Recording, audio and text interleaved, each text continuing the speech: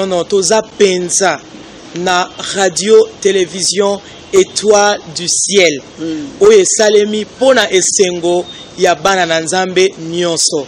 Kolo apambola, pasteur Miko Bachika, elongo na maman Liliane Bachika, pe na libota mobimba. Radio, télé, étoile du ciel, eza oye senge na biso kolanda. Na tongo, na midi, na pokwa, na katikati ya butu, ba émission qui toko, tikankolo apambola bino, toujours en compagnie, ya radio, télé, étoile du ciel. Pourquoi je souffre? Pourquoi je souffre? Une émission d'enseignement et de délivrance pour l'édification de l'Église Corps du Christ. Pourquoi je souffre? Une émission conçue par les guerriers de la parole de Dieu, les pasteurs Miko Bachika du centre missionnaire La Source des Vies. Pourquoi je souffre? Pourquoi je souffre? À travers cette émission, tout ce qui était sous l'emprise du diable ont été bénis, délivrés et guéris selon les livres des Jean, chapitre 8, verset 32.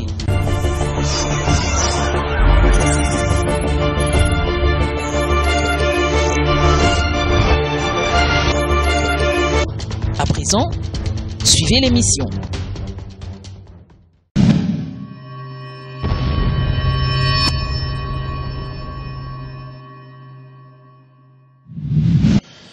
Bonjour très chers téléspectateurs, bonsoir également, ça dépend à l'heure à laquelle vous allez suivre cette émission. Nous sommes très ravis de vous savoir déjà nombreux en train de suivre cette émission « Pourquoi je souffre ». Comme à l'accoutumée, je ne serai pas seul. Nous recevons pour vous les guerriers de la parole de Dieu, les pasteurs Miko Bachika. Ensemble, nous allons devoir parler d'un thème très intéressant qui va certainement vous édifier. Alors, nous vous demandons tout simplement d'être là parce que je pense que vous vous posez aussi des questions là-dessus. Mais aujourd'hui, vous allez, n'est-ce pas, trouver des réponses à ces interrogations-là. Alors, sans plus tarder, nous allons déjà recevoir pour vous l'invité du jour à qui j'ai dit bonjour. Pasteur Miko. Bonjour Maman Célia. Bienvenue à l'émission. Merci, que Dieu te bénisse. Merci beaucoup. Comme nous avons l'habitude de vous présenter cette émission, nous les faisons toujours en deux langues. Pourquoi? Parce que les publics cibles nous a toujours laissé entendre qu'il faudrait parler en notre langue nationale. Donc, Torolo Bempe na Lingala pour une meilleure, n'est-ce pas, audition. Pasteur Miko, nous avons choisi de parler aujourd'hui de maladie. De plus en plus, on se rend compte que peut-être dans milliers, il y a pas un Nzambé, dans milliers, il y a église, Batoubaza trop malade. Les gens prient tous les jours, les gens prient beaucoup, mais on se rend compte que maladie, peut-être au monde a monté, il y a une église, banani baza malade, c'est presque toute l'église.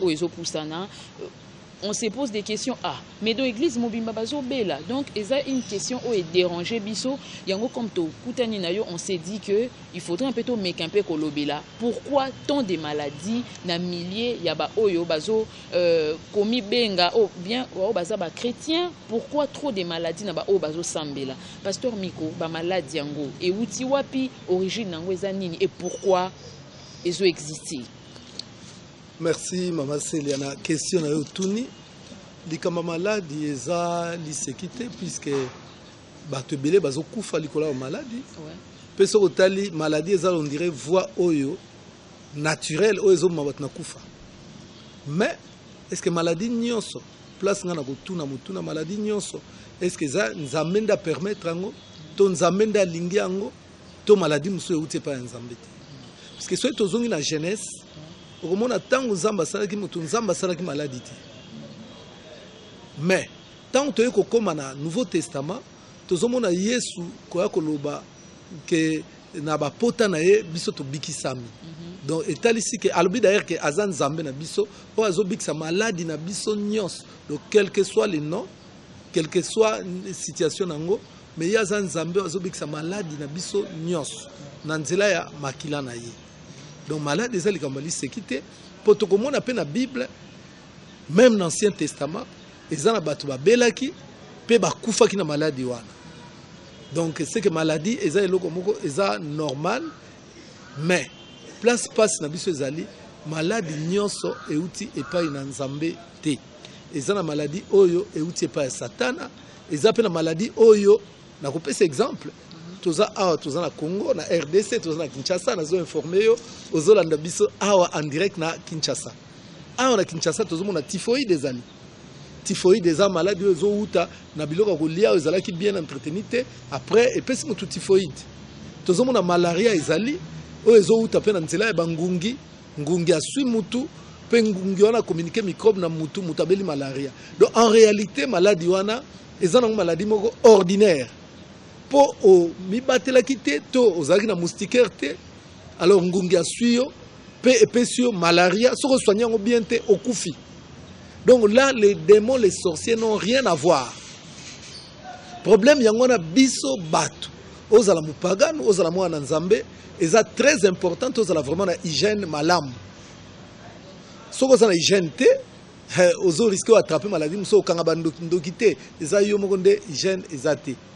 Muto azotambola koya zoki pota wana soki ba soigner ngo bien te akufi. Donc maintenant comment savoir que maladie oyo eza normal et puis maladie wana eza spirituelle, parce que quelque part on se rend compte que vous les hommes de Dieu vous voulez un peu tout spiritualiser comme quand maladie moko de o eza démoniaque o eza normal, mais musu peut-être nengo lobi wana eza na ka mutam so abeline oui, mais peut-être qu'il ne s'est pas bien fait soigner. Mais est-ce que seulement beaucoup ko baka que non maladie musu eza ya Satan musu eza ya nzambe, mais comment maintenant savoir que o eza ya nzambe o eza ya Satan? Justement yango nazo expliquer yango wana utu ko talisa ki ba maladie mususu eza na maladie normale. Ouais. Donc Satan za na quantité eza maladie normale. Mais eza na maladie mususu ezali démoniaque. Maladie moko démoniaque okomona kyste moko esila kate pota moko batia daquin batia mercurochrome batia teinture d'iode batia alcool basala pansement ndenge na ndenge pota on umela libela pota esila kate. Les autres c'est maladie ezali démoniaque. Pota wana ezali démoniaque. Majorité il y a ba maladie chronique, maladie incurable. Eza maladie moko ezali démoniaque. Eza bakam oyo ute pa nzambe te. Mingi majorité. Ba biloko tozomona ba kyste ba fibrome. Na koyebiso c'est démoniaque. Eza ya nzambe te. Eza biloko moko oyo euti na monde à ténèbres. Déjà par rapport à kyste pardon myome to fibrome okomona mindele bazana nguti et pourtant makila mundele ba otia yo oyo ba otia mundele ozo vivre ndenge moko ya couleur apose keseni mais et comme tina ba organe na kati kuna ke myome ezaka na batu mwindo ezana mindele te zotalisa niveau ya kindoki ozomona donc mambo kindoki pe koti na maladie mais tant que maladie démoniaque donc ça prouve déjà que maladie ya kindoki tokotala pe toko démontrer ngo par rapport aux écrits. Ndenge na lobi ba maladie normale pe zali oyo ke nzamba ko permettre pe mutu akufa nango to na opesa exemple maladie ya Ezekias. Ezekias abelaki. Bobi ke Ezekias abelaki na kobela na ye nzamba tindi Esaïe kende ko yebisa ye ke azokufa préparer ndako na ye.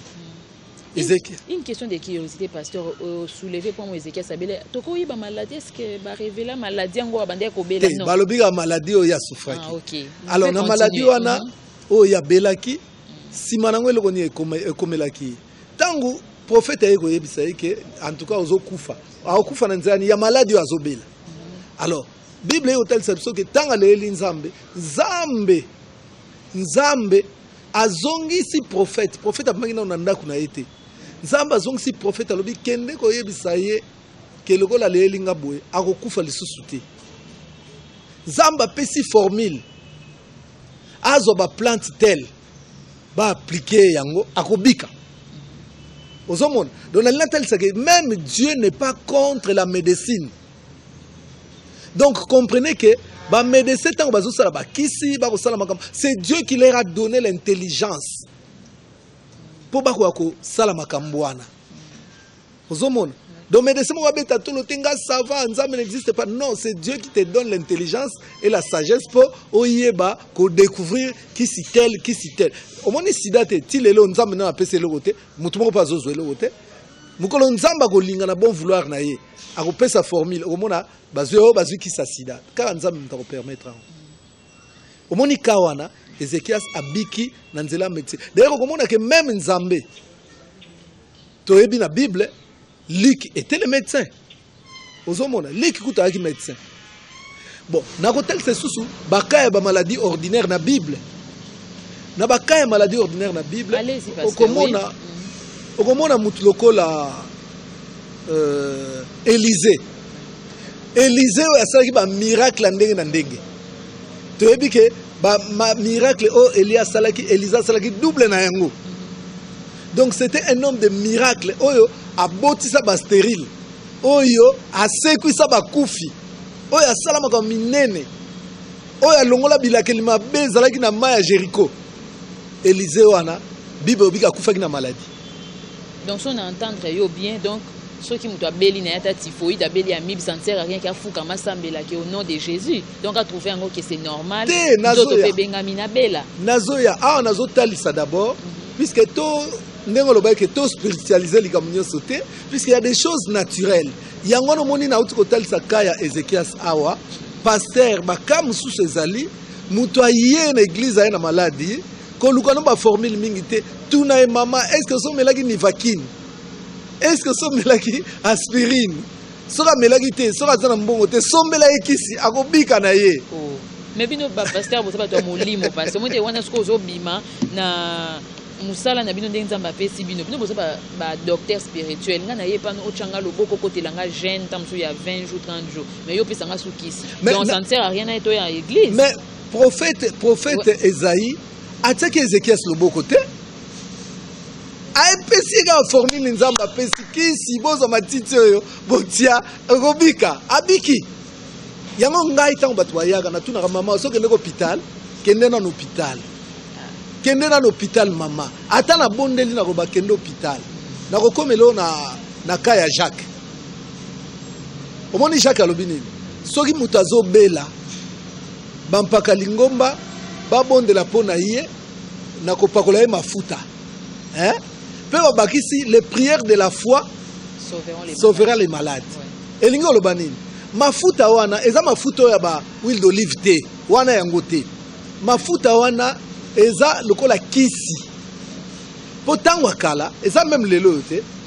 Tomoni muta obela ba parole mafuta ya nguma. Tomoni muta obela balobi mela huile de ricin. Huile de ricin huile. Tomoni mutazo bela balobi na ye to ba pakole loko boy ba pakole crème boy crème eza mafuta mais na suka basukisi les prières de la foi sauveront les malades de ce ba pakolié mutu wana bikite si me comme de likambo ya libondeli ozomona mais na continuer toujours sikoyo na sans soin na maladie ordinaire nzamba alobi na biso alobi soki moko kati na mina zobela. Voici d'abord, voici les miracles qui accompagneront ceux qui auront cru. Oui. À mon nom, ils chasseront les démons, ils imposeront les mains aux malades et le malade sera guéri. Donc, ceux qui sont malades, ils vont imposer ma boucle. Ils ont simbaté. Tant que c'est ça, ils vont la kisi.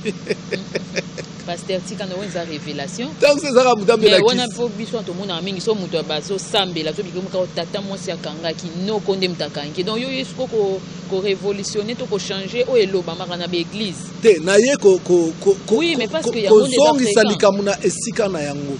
Ko zongi salika muna esika na yango. So malade ça to ko ta gêne, to ko ta délivrance parce que tata mwasi ndesi alobeka yo faut kende. Mais comment pasteur zo te puisque lelo tozo mona na église bazo pekisa mutu ko mela kisite. Tiaka kundima omela kisi muto azana typhoïde microbe kotie na nzoto plus loin encore muto yo l'hôpital te nzambe kaka par la yo zaka na kundima kaka zonga kana ndako robika omoni ba mboka na biso Kinshasa awa omoni ba mai ba flaque d'eau etonda partout banzinzi bangungi bazobota mawana muto azolia biloko oyo banzinzi basali ba besoin na bango microbe koti bino komite komela kisi te non microbe wana nzamba pesi minganga mayele po bayeba ko combattre na peso exemple ya Ézéchias. Délivrance pour Ézéchias à l'équité. Pendant 15 ans, abela ki lisusu te. Eleka kisi wana kaka, on nzamba lobi azo matiti tel, botia bokomona akobika pe abikaki. Donc c'est normal basal na nzambe to tika peuple de Dieu so bazo bela to permettre ba ngba ki hôpital. Ko kamute ko ken hôpital te. Saka ko ozo sala confusion. Ko bosa na te na Bible bazo lobela biso lik le médecin. Donc lik atika médecine te, azala toujours médecin. Alors, to comme dans deuxième cas, eux eza ba maladie sikoyo démoniaque. Ba maladie démoniaque eza ebele. Ba maladie nyonso o to monaka eza naturel te. Ne na to pese exemple ba fibrome wana. Ndenge nini ezo kaka basi ba tu mwindu. Kaka ba africain. Mais ba msube ba lobby eza nango démoniaque te, eza peut-être biloko mauvaise alimentation parce que babi mauvaise alimentation bazolia biloko eza destiné na batuté ya kolia. Mais comment vous pouvez dire que et comme origine ba savant nyonso ba sala ba étude loko wana ngana tuna munganga ngana tuna professeur ya mundele, un professeur en médecine gynécologique français. Na tuna comment se fait-il que kaka biso batu mwindi ne basi na biso azanga na maladie oyo alobi c'est bizarre jusque là mutu moko ko expliquer ngazati ça za biloko olia ne baloba kalati ne ba prescrire basi batu mwindi bolia biloko ti le bazo prescrire on te c'est démoniaque pe na lobi ba biloko oyo ba maladie oyo ezali héréditaire ba maladie oyo ezali chronique ba maladie oyo eza incurable c'est démoniaque. Donc baloba misu na biso ya famille par koko na biso azaki na kozaki myope tata mwasi myope arrière donc c'est l'hérédité parce que OK na repesa exemple moko place démon liso ekominde na zopesa exemple moko tangu ou bien ce tolobi c'est démoniaque peut-être c'est trop fort alors to bengango c'est spirituel puisque na repesa exemple ya Géasi azoki condamnation pas que ko sala mabe. La condamnation, quelle était sa condamnation? Balobi que la lèpre c'était une maladie. La lèpre s'attachera à toi et à toute ta descendance. Osoyoka, lèpre ekokangama na yo pe na ba génération nyonso. Donc mutu nyonso azana makila ya Géasi ayeba alinga te un jour a obé la lèpre. Osomon. Donc tu comprends que la maladie mingi batwa obela wa origine en spirituelle. Bon, alors, tu as un peu la Bible. Oui, oui. Tant que tu as une maladie démoniaque, tu as un exemple, exemple est belé. Na cité quelques exemples. Maladie démoniaque. Na repese exemple, maman moko balobi maman nazale ko sambela. Maman na sambela, kaza mpagana te asambela. Un jour Yesu a une église na bango. Église en benga en synagogue. Yesu akuti mama wana konki mama gumbama ba pasteur ba yebaki mama wana ba normaliza konki ya mama wana eza na maladie o ba normaliza mais c'est démoniaque. Explicité. Bible eko yebisa biso ke Yesu tanga moni mama wana ayoki mawa wana ayoki yango pourquoi puisque bat bazo normaliser likambo o eza yango te. Otu opesa un exemple awa oh biso diabète na biso ya famille. Donc bon normaliser likambo eza yango te. Nzamba lobi résister au diable fuira loin de vous. Tension na biso ya famille. Tension na biso ya famille. Mo makila na Yesu musa nango nini. Yesu lobi il est l'Éternel notre Dieu qui guérit toutes nos maladies. Donc il y a un point final prise à souka. Donc maladie ngwata nyoko la famille mais pas na fait kende. Mais so rezo kende te. Donc c'est que ça d'origine mususu eza ko résister. Yango no moni mama wana kati église na bango ba pasteur ba mesana bango na situation na ye ba mona ngo normal kunki wana ko kanisa te mbala moko bandaki makasi mamba bandaki ko gumba mamuke ti suka nango a komi ndengo ba pasteur ba moni lokote pourquoi il n'avait pas la révélation mama wana tangu Yesu a une église na bango moni mama wana Yesu a compris puisque Jésus c'est le prophète par excellence a monika a identifié nga na benga gaeke na benga échographe par excellence po ye akomona obo amoni nzoto no nyonso na kati makambo nyonso amoni yango nyonso de tanga amoni mama wana amoni nyoka avandela mama na mukongo nyoka wana bandaki mwana muke comme ayaki mwana muke azali ko pesa mingi te mama azali na mukongo passe mukongo ngo ezogunza au fur et à mesure nyoka zokola mukongo mama ezogumba na église ba monika mama wana kunki boy ba comprendre te nzoka nde maladie wana kunki wana ezaki démoniaque Bible lobi ke Yesu abengana ki nyoka wana abengani sona bi nyoka donc comprenez c'est un esprit nyoka représente le diable. Jésus a menacé nyoka bimi du coup maman zongi tout droit. Est-ce que kunki wana ezaki normal? et qui naturel. Ne normalise pas ta maladie. O maladie nanga oyo oumela nango mesana nango soke bandio moko yebi ya ebandaka kaka boye na yebi ke boye estomac nanga yo ne normalise pas, ce sont des choses démoniaques. Omoni ka ya mama wana na kopesa deuxième cas. Oui, allez-y. Nazotanga baka oyo bato balobelaka mingi. Alors deuxième cas nazopesa mama mususu Bible ben na opesa baka ya référence oyo Bible. O wana mama ona utukotanga 18 ans. Nyoka komi na 18 ans na nzoto na ye. Yo malade, on est sali combien de temps dans notre vie? Et ça esprit. Alors, tu es la deuxième cas, toujours maman. Tu as 18 ans, tu as 12 ans. Maman a 12 ans et bien. Il y a perte de sang. Perte de sang. On dit donc, maman référence. Maman il y a 12 ans, wana malade na ye. Hein, on a perte de sang. Et comment il y a normal? Maman wana tangakane makila, maman wana zalakane ndengo wana, maman wana menzokane maman wana makila wana ezalaki ya normalité. Ezalaki ya normalité. Zamba sali mwasi pona 4 jours, ce qui pensa exagéré toteka une semaine. Ce que mon boniko comme 2 semaines, 3 semaines, maman ne normalise pas. Vous est commis démoniaque. Et commis dangereux, commis très dangereux. Bon, ce que ça médical to ordinaire, ok n'est pas munga, n'est pas gynéco, à côté ça au moins bakisi, après mon ipé et calmer nango. Batu mingo mona kawana, mili monde zo sala. De yango mona batu mususu, yemo ka mona nyoka koti. Et ça esprit, tant yeso zolo ba toute plante que Dieu n'a pas semée doit être déracinée. Yo anti ba plante to ezabani. Et ça mili mo ezo kota kati ya batu pour na ko créer maladie. Mais ce qu'on voit ezalaka très dangereux, pe médecine a kokakangote. De telle sorte que au monde muto abela kaka bokende l'hôpital ba komona maladie. Pour Jean Zoé biso ce qui est cher est cher et ce qui est spirituel est spirituel. Donc o ezanzoto biso ba pasteur totika ba médecin ba traiter yango. O eza molimo ba médecin ata ba selni ba kokate faut kaka biso to intervenir. Donc, comme na kaba maladie démoniaque. La responsabilité est partagée. Donc, tous autres travaillent en complémentarité.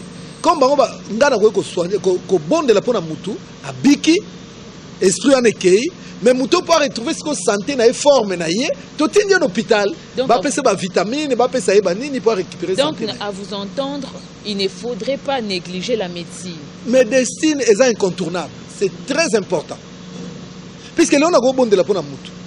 Molimo kei mais mutu na ba faiblesse eza ozo comprendre la médecine ba yebi to pesa vitamine C to pesa vitamine D to pesa vitamine orange bango ba yebi. Mais pasteur, quelque part une idée me vient en tête. Jésus a abandonné guérir ba malade na yokaki te na tangi te une part à lobby que maman kende pesa aspirine. Mais comment yozo yo loba que au Sambeli Moudou, à qui est sous comme on a mis. C'est que c'est contradictoire parce que Jésus, quand il guérissait à l'objet, va, ta foi t'a sauvé. Et s'il lit. Mais il ne disait jamais, va et suis encore une cure quelconque. Bon, mais qu'un peu expliquer Bissot là-dessus. Tozo ata Lazare. Tant où Yesu, mutasek ce que Lazare n'a Yesu. Tobe en délivrance. Mais Yesu a tini Lazare et pas apôtre. Va continuer Moussala. Poni Yesu a sisa Moussala. Pasteur, il fallait ça si comme ça là. Mais on est comme compliqué. C'est compliqué, c'est tout à fait normal. Maman ngana sna biki, malade sili. Mais na a besoin de comme en forme, na zala pe bien, na ko kende, tant que na pas médecin, ça m'a bêté. Aux hommes, ils ont juste complémentaire. Donc et loko est important de molimo o ezakati na yo ebima. O etikali, eza juste la forme. Mais guérison c'est outil déjà, na ndenge molimo ebimi. Pasteur, mais maintenant, on doit se rendre compte que maladie oyo nazanango est d'origine démoniaque. Si comme mudouana, étape nini essayer la landa, quel remède qu'on peut essayer, qu'on proposer pour maladie wana, je pense équité et ça la l'air et tout, mais équité délibé là. Procédure n'est pas pour ça déjà constat que maladie oyo on a moni vraiment que est d'origine démoniaque. À ça la sikoyo nini. D'abord, et là on a là le bana avant de répondre à la question là yo. Que tant que la maladie wana elongwaka te mama maladie ni elongwaka te ngana iba mama ebele surtout ba mama wana problème ba mama ebele on a infection si la kate infection nini wana osukoli na sebamed osukoli na detol osukoli na lactacide nyonso osali nyonso oziba antibiotique esilaka te ekomi démoniaque. Pourquoi? Bayebi ke mwasi po abala il faut bo mwasi na ye mpe ezala normal batali po totulisa ye to attaquer côté wana ozo comprendre eloko wana omonaka infection moko esilaka te infection esilaka te neti mama ya perte ya sang ezaka forme infection. Donc eloko nyonso ozomona médecine ezo combattre mpe ezosimba te yeba ke ekomi eloko mosusu ekomi eloko moko démoniaque esengeli olukela yango délivrance. Soko oluki délivrance te yango moni mama wana asali 12 ans mama mosusu asali 18 ans sikoyo na koluka délivrance eloko ni esalemaka. Étape ya liboso wana motuna na yo étape ya liboso Yesu alobi na étape ya liboso Yesu alobi vous imposerez les mains aux malades et les malades seront guéris. Yo mosali na Nzambe tango imposer pe loboko ozomona eloko wana ezokende te yeba ko ozala dangereux. Po papa moko ayaki na mwana na ye na Bible aye na mwana na ye pa bapôtre mwana ngazo bela bobikisa ye bapôtre bameki kobondela ndenge Yesu alobaki boko tamba babeli maladi maboko pe bakobika mais mwana wana bikaki te. Tangu papa wana memisi ko mwana pa Yesu Bible lobi olie Yesu a imposé le boko a imposé ki le boko te babi Jésus menaça l'esprit. On comprend que kaya mwana wana ezalaki kaya esprit oyo ekotaki kati na ye oyo epesaki maladi wana maladi moko soit disant ya ndeke. Donc ezalaki esprit. Donc ezalaki likambo te ke mwana wana melakisi mwana wana salabo ezalaki likambo ya esprit. Donc il fallait d'abord identifier l'esprit. Donc ça la diagnostic. Diagnostic. Donc yango nazoloba première étape. Il y a baka oyo tozomona maladie moko incurable, maladie moko résistant, maladie moko difficile, maladie moko chronique. Ndenge médecine azosala yango na obi tozo travailler ka ndenge moko. Médecin ya solo soki yo malade okei akoyi kopesa yo kisi te sans que asali so ba examen. Akosali so d'abord ba examen tango akozwa résultat a identifier place malade ezali to malade ni ozobela nda akoyeba ko combattre. Mais c'est quoi votre niveau examen zani? Sikoyo epa na biso basali na Nzambe eloko liboso esengeli tosala tango mutu azwa na maladie moko chronique, maladie résistant, maladie héréditaire, maladie ya condamnation, maladie moko esilaka te eloko liboso esengeli tosala il faut toluka pe échographie. Nabaki le vrai échographe c'est Dieu. Yango moni Yesu allait ko échouer te maman on a eu à 18 ans Yesu tanga monaki maman directement identifié qui place esprit ezali. Mais lelo Yesu azate. Mais Yesu azosa na nzela na biso. Yesu ayebisi biso ke boko yamba molimo mo centre akotali sabino makambo nyonso.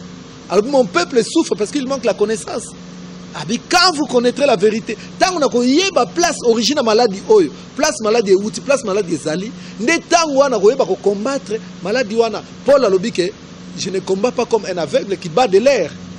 Mais parce que moi j'aimerais savoir au koye bango comment on a testé. On a testé au tester que maladie est outi na ba démon.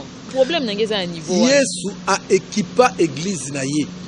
L'église c'est un hôpital. Il y a aucune église. Au moins la majorité à Batou, ceux qui ont sali statistique, bazar maladif. Bazar maladif. À l'ouki partout, bon mais maintenant église, bah une église. Donc église peut ça le là, hôpital. Ceux qui hôpital ils sont équipés. Il faut radio zala. Il faut sur appareil échographie zala. Et le boye zala. IRM zala. Laboratoire zala. Yesu pe a équipé oya ye église comme hôpital. Oyo nyo c'était ba résultat wana ya ba échographie ya ba radio ya ba nini apesi biso machine moko comme nango prophétie to parole de connaissance. Muto il faut ba sakoli bazala batala maladie zo uta wapi. Boya ko bengana ko ba sakoli yango ba oyeba ndeni basola na Nzambe. Oh, mais Mosakoli, aza muto nzamba azoloba na nzela na ye. Nzamba azoloba na nzela na ye. Nzamba kotalisa te mwana ngai azonyoko maboye zaboye. Pe na nzela maboye déjà malade ya sero outi telle place.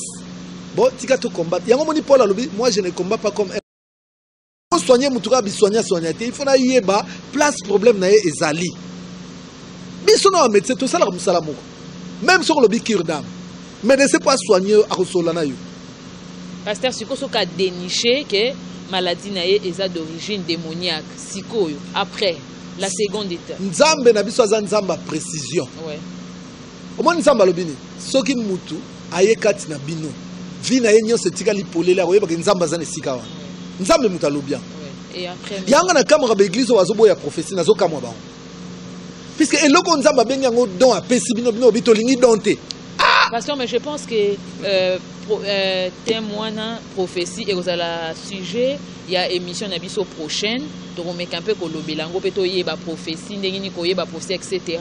mais les lois vraiment les kamunabiso te ça na yeba eza ya maladie mais siko étape prochaine étape au dénicher que maladie eza d'origine démoniaque sikoyo étape suivante eza nini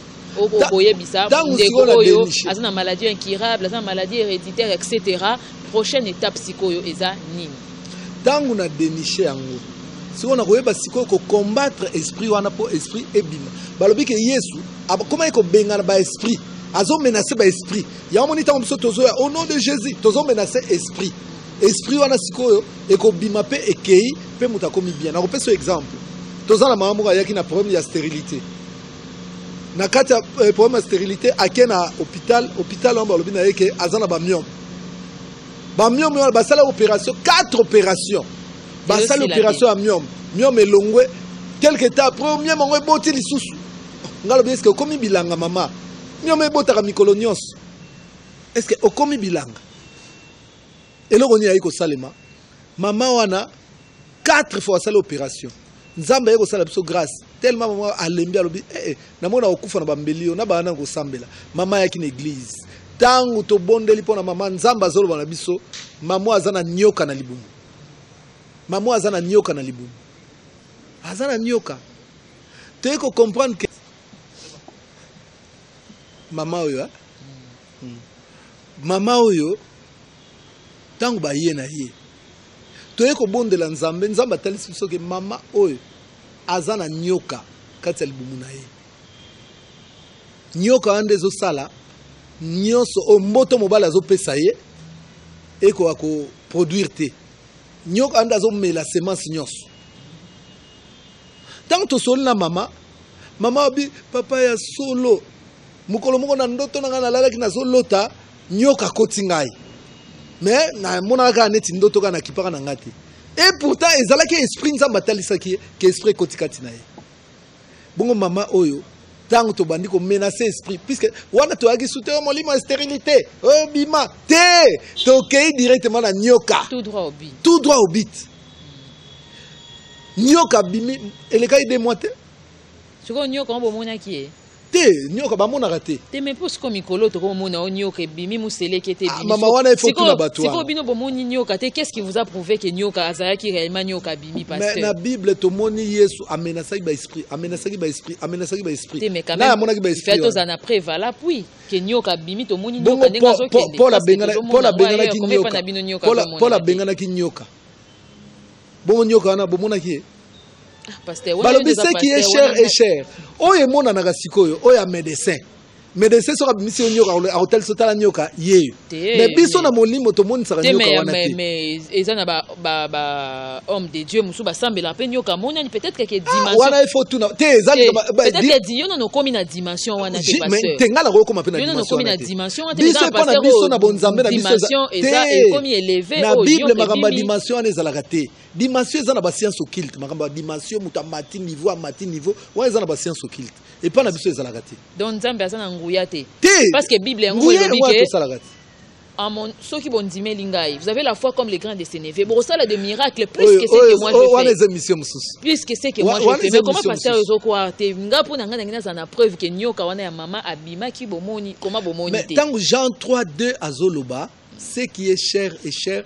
ce qui est esprit est esprit donc ce qui est cher totikela on ba médecin mama tango yozo bela atoza mwasi soki nga naza médecin gynécologue soko yé na oyo mama longola bilamba pona soigner yo oza na droit koboya te po sinon te moyen na sala musala ezate mais soki ozobela oyo médecin akokite oye pa nga pasteur nga pe na soigner yo na koyi koyeba soki mama longola bilamba mais bilamba ngo za oyo latité bilamba wana eza tia vie na yo nu. Donc en quelque sorte repentance, confession, donc cure d'âme, la cure d'âme ozomona mais ko longolela mbate puisque nga nazo soigner nzoto te nga nazo soigner molimo oyo bakendeke yo longola bilamba do azui place à médecin te akomaka médecin akoma cabinet soki nini na yebite qui révélation pasteur te révélation en exaté ba grâce est différé la Bible azo yebisa biso nous n'allons pas au-delà de ce qui est écrit. Nous n'allons pas au-delà de ce qui est écrit. Donc, et là, on a la talisa awa que Yesu a cette talisa c'est clair. A sali part des choses. Ils ont une maladie démoniaque. Na kopé c'est sur exemple mususu. Pour exemple, ils ont belé. Tu reçois tant que le belango. Tu reçois tant que le belango pour le mususu. Presque à la fin, ouais. Bon, na ça un exemple. Oyo. Tout le monde est fou de Gadara. Fou de Gadara. O azagina ba légion. Ya milimo mabe. Milimo mabe on pese liboma. Ba maboma mingi mamozo mona eza nango milimo mabe, ezaka milimo mabe. Oko kende na hôpital, oyebi ke na hôpital. Et pas na biso na poto kuna. Ba biksa na bango folite, ba pesa ga drogue. Ba pesa ga ba calmant, olala ka pongi, omona muta koma bourreau.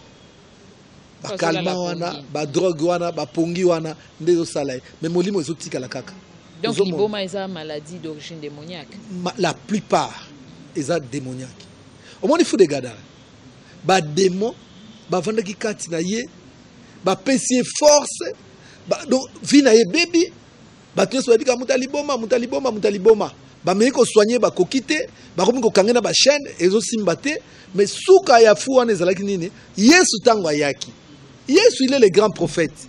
Amoni ndenge ba démon baza ebele kati ya mutu wana. A comprendre que le problème ya mutu eza ba kisite, problème ya mutu yo ezande milimo wabe ekoti kati na ye, nde ezo sala ya za la boue. Yo mutolobi il fallait ba démon atomona ka bango. Ba bitango Yesu abengana ba milimo wabe wana amona ki bango. Pasteur, amona mutu amona ki bango te mais atindi bango na bangulu. Mais mutu amona ki bango te po eza makambo ya molimo. Eza makambo molimo mama lelo bakene ba biso ligoro do ba biso muselekete on continue au cultisme na ba PC ngalo ba bimisa mari de nuit ba bimisa mari de nuit tondi mabango te pasteur tam sino ba komi na niveau te ba kende étape par étape neti mama ona zala ka molimo a lion magogo do petit à petit ti ba koma ba bimisa mari ngana ebi mama ona zala molimo a lion soka continue na ndako na mobali ya kimi na bana ba kimi na ba visiteur na porte ndako ndenge liya la comment solia bani ko ganga batu nyonso mais mama ona azoluka muta mama azolela bandiko na zo délivrance bando bimisi molimo lion wana to mona lion ngo ye wana baba ka baba mpese ba magoro do wana za ba jemike biso tanto ko kende classe bazo msa biso ba pigeon to mona makamwa to ye bien depuis kala. Pasteur, nous y reviendrons dans une prochaine émission. Mais pasteur, je pense déjà qu'il est commis presque à la fin. Il y a un numéro Nabiso Alelo, Ninyoko Koloba, Naba téléspectateur ou ba Olanda Biso par rapport il y a ba maladie d'origine normale et puis d'origine démoniaque. En quelques mots seulement, Ninyoko Koloba Ndeko o tam so ba zui biso en cours émission. Baye Bape qui non maladie d'origine normale, comment reconnaître ango maladie d'origine démoniaque, comment reconnaître ango moi élément mike potosu qui sa émission na biso lelo. Et là on a loba maladie tolobi mutu yeba ko battre la règle de hygiène pour obéir la maladie. Ils ont maladie d'origine microbienne. Donc ba microbe ils ont cette maladie net biso na poto malile le ki makasi au se couvrir bien té. Lobe beli maladie ya pema ko yako kanga bandokite yondo se couvrir ki bien té. Kende ba soigner yo. Ko négliger pe médecine té. Médecine nzambe nda pesi ba minganga mayele po ba ko soigner batu. Elisa bikaki na nzela ya kisi. Donc nzambe yemoko azo reconnaître kisi. Pe azo inciter batu na kisi. Mais ezape na maladie o ezali maladie démoniaque to spirituelle. Ba maladie wana eza maladie au monde médecine abundia ko kite. Muta yepe na église, so église wana eza na révélation te, mutu wana ko kufa bino kaka boye. Bandoki pe ba lien ya kei na yeka ndengo wana. Donc wana eza maladie démoniaque to spirituelle. Muto moni que médecine a koki maladie na yote. Maladie oumeli bambula na bambula bambula bambula. Komba yeso ko sala eloko te. Makila na yeso ko sala eloko te. Yeba ki maladie wana ikomi eloko mususu. Ba disciple ba mekai ko bondela mais mwana wana bika kite. Yeso ayeko talisa bango ke po identifier te zala ki esprit. Bango na place ba benga na démon. Bango bazo prier, bazo imposer maboko. Ozo mona. Po yeso aloba ke soki mutabeli bo imposer maboko. Wana ya maladie normale. Imposer maboko. Mais ce qui est comme maladie démoniaque, bengana démon. On est comme prière d'autorité. Voilà. Bengana démon. Yango moni yeso moni ko menacer l'esprit wana batika vie abatu. Donc voilà, ils a conseillé na servir à celle Nzambe, pe bana Nzambe. Donc ko l'exalaire na yote, ko vanda, ko s'adapter na maladie te, maladie mo zo nyokola yo, ozwango maladie nanga, maladie eza camarade na yote, ye peut détruire yo. Eza molimo wakoti kati na yo, tala maman wakoti li molimo pendant 18 ans. Soka kutana na yesu tene mawa mingi.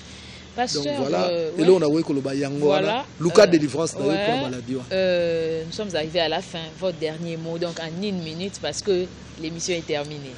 Dernier mot na rubi na kanisi nzamba ko sala grâce puisque sujet au munene boetoro lo bango na quelques minutes oyote. Et ça, si j'ai mon nene, Nzamba s'est inspiré kingai, tu as un séminaire munene sur la délivrance des maladies démoniaques. Ndeko nyonso oyo obela ka maladie moko boye, maladie wana yo moko comprendre que c'est sous normalité, maladie qui makate si la kate, bokoma ko sa na ngoli pate ke zongi ndeko na kolinga ke ozanga te na séminaire na kopesa no date mikoleko ya ozana mwana na yo na pesa exemple bana ba autiste. Yo kanisi wana ko benga ngo sikoni. Les hôtels, c'est eloko démoniaque. Parce que c'est les derniers. Babiloko wana nyonso, bokoya na bana na batata na ba mama, bokoya vraiment to sala musala wana po nzamba pesa ka pamba te. Donc soki nzamba pesi puisque ayebi ke peuple na zonyo kwama. Donc mikoleko ya to sala musala wana sur la délivrance des maladies démoniaques. Nzamba pambola bino nyonso bolandi biso partout dans le monde entier. Mbote na bana tumba nyonso bozwami na Asie, na Europe, na Amérique, na Afrique, na Océanie, partout Nzambe a pambola bino nyonso, mikoleko ya ngana bino toko benga na maladie démoniaque nyonso. Mbote mingi na apôtre prodige Bachika, na mama Liliane Bachika, papa Bijou Mwanga, frère Papi Kiasi, pe bino nyonso bolandaki biso Nzambe a pambola bino. Merci beaucoup Pasteur Miko Bachika, merci également à vous qui nous avez prêté une attention très soutenue. Nous avons parlé des maladies d'origine démoniaque et des maladies d'origine microbienne. Je pense que l'homme de Dieu a été vraiment clair. Il a pu nous démontrer la façon dont tout un chacun de nous doit, n'est-ce pas, se rendre compte des maladies qui sont d'origine microbienne et également des maladies qui sont d'origine démoniaque. Nous sommes arrivés à la fin, nous n'avons pas de commentaires à faire là-dessus parce que l'homme de Dieu était vraiment clair.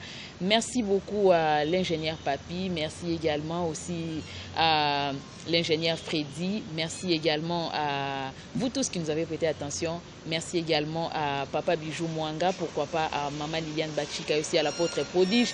L'émission est terminée et nous nous retrouvons très prochainement. Au revoir. Ça va? Okay.